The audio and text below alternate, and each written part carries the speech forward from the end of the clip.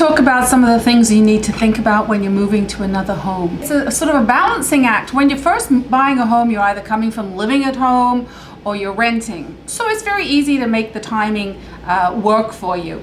But when you have an existing home that you have to sell and then move to another home, okay, what do you do? So there's big questions that come up at first. Some of the things that you need to think about is why are you actually moving? Is it to be closer to family? Do you need more space? Is it your job, transportation? Lots of things you need to think about.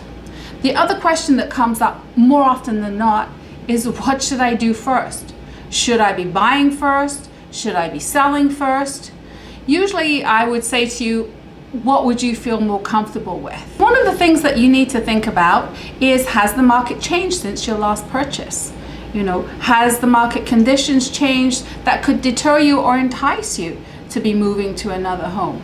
I know recently we've had a lot of people rushing to the market because it was so strong, and then they felt that it was probably at the top of its where their home was going to get as far as pricing goes. So everybody was rushing all of a sudden to put their homes on the market.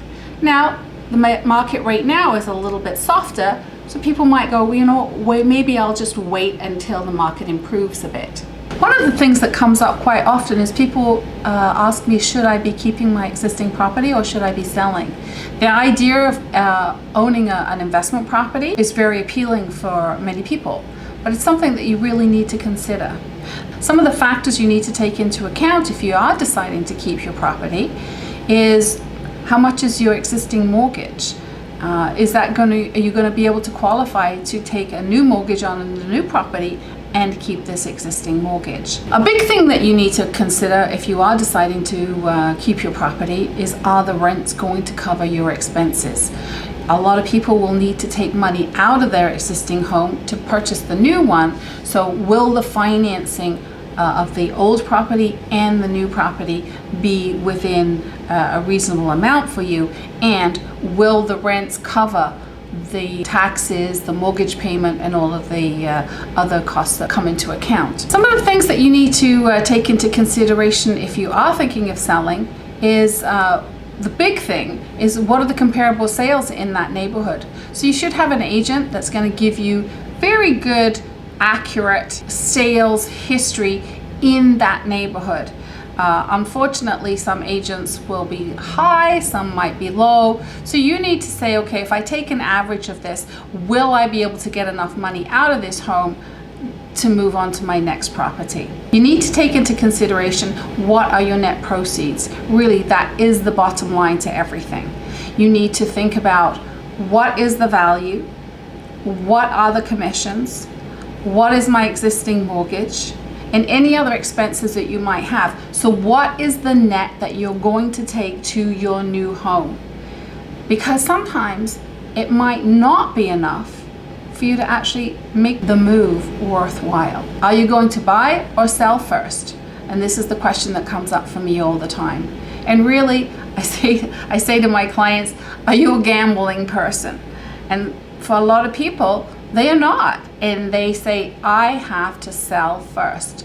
So the pros about selling first is, you actually know how much money that you have in your hand to take to your new property. This is especially valid in a marketplace where homes don't sell quickly. The pros of buying first is, it could take a long time to find the right home, especially if it's in a very small geographic location and you're looking for a very specific type of home.